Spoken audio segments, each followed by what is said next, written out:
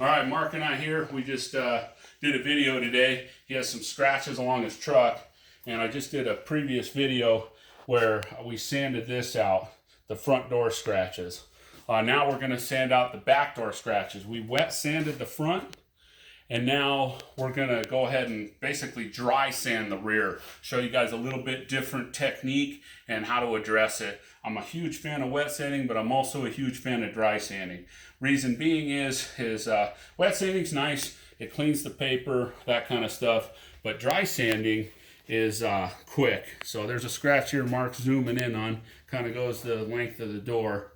So we're going to go ahead and dry sand that out for you. I'm going to put a little bit of tape here. I'm going to put some on the edge of the door so I'm pretty confident in it, but I'll just show you guys what you want to do. So first order of business, I got 2-inch masking tape. This is American tape. I'm going to rip off a piece of tape and use your chin to hold your tape roll. Or you put it on your wrist if you can fit it. So biggest thing is I'll just mask this door handle off. And we're just going to crack the door just a hair. And I'm going to wrap the lip of this just a hair. And then we'll shut it.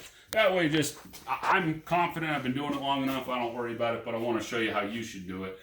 If you're not confident, if you're confident, don't worry about it. I'll put another piece, so I pull my roll like this, and I pinch it with my hand, and then rip it off.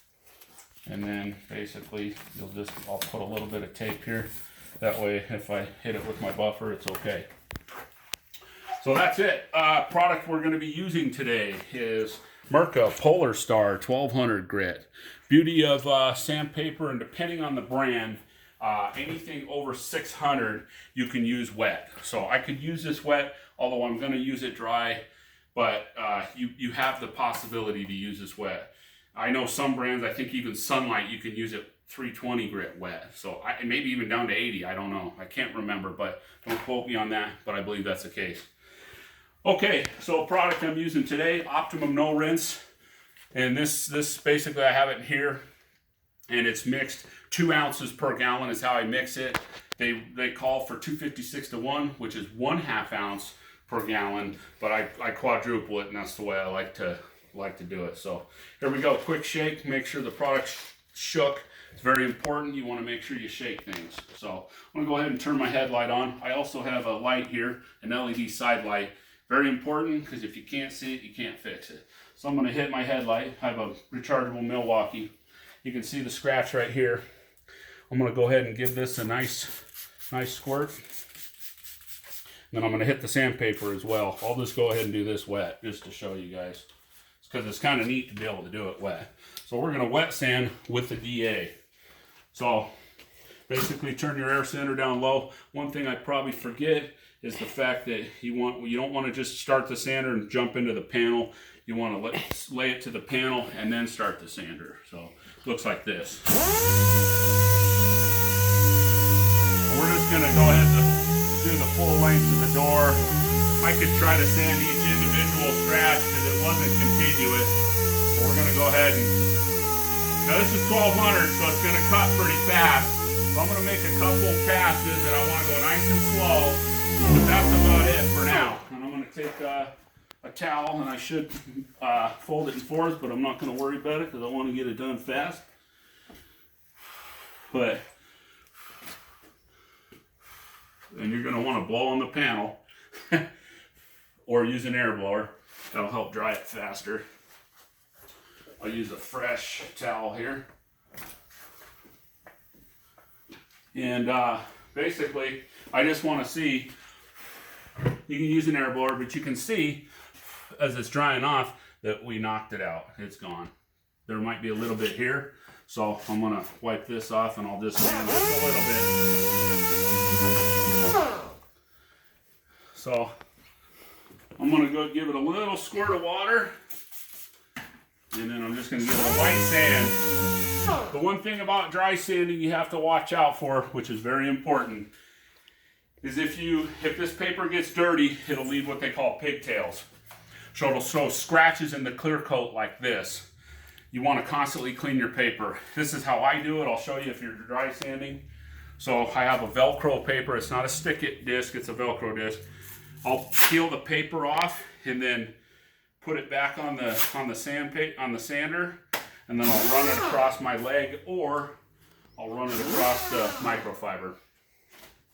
So next thing I'm going to do, so I'm going to get a piece of 3000 grit, Trizact, and here you go, 3000 Trizact, and it's like a felt or like a foam sandpaper. Don't kick your squirt bottle. Nice foam sandpaper. This is an awesome thing. Reason being, I could finish it out in 1200 and polish it with a wool pad on a rotary buffer and be fine. Biggest thing is I want to step my grit out. So I'm going to actually go over this, and it's, as you can see, if you want to zoom in here, Mark, the scratch is gone. So we're going to go ahead and hit it with the O&R again. I'll give my sander a few squirts of water. Make sure the more the merrier, in my opinion. And we're going to finish this out finer. The beauty of using 3000 grit is the finer the scratch, the faster and the easier it is to polish out. So you want to make nice slow passes, and make sure you have good overlap.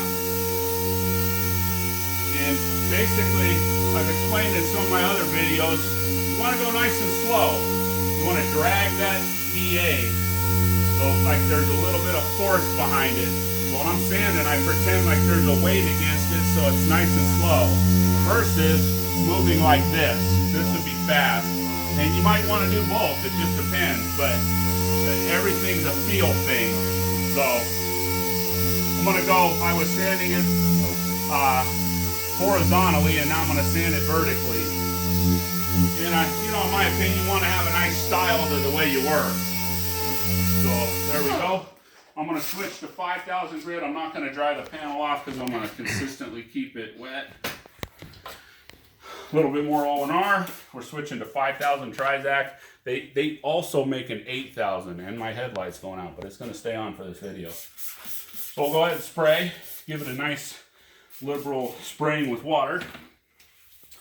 And then I'm going to go ahead and, now you'll want to, each step that so if you stand with 1500 or 1200, and then you come over it with, say, 3000, you want to go just a hair past the last sanding. So if you stop here with 2000, you're going to want to go to here with 3000. You want to taper it or blend it out. That's the idea, is constantly. Auto body or detailing is an optical illusion, so you want to feather it or taper it out. And hopefully you guys can hear me over my sander. I guess I could show you too the sander I'm using. I like the sander. I've used a bunch of different sanders over the years. I'm actually a big fan of Hutchins, but this sander in particular is a snap-on, and it's what they call a 3/16 throw. A real fine throw. This is more of a prep DA. So I'll show you real quick, zoom in. It says 3/16 orbit. So it's more of a prep DA. It's not so much of a finished DA. A finished DA would be a 3/32 throw, or how much it oscillates. So I like using the prep DAs that are a little more aggressive and they work a little faster. Although most people like to use the 3/32 in detailing because it's a little bit finer. I do have both, but sometimes you want to get it done. So that's really why I use it. So I'm going to dry it off and just inspect what I have. And it looks pretty good. Go over it just a little bit more.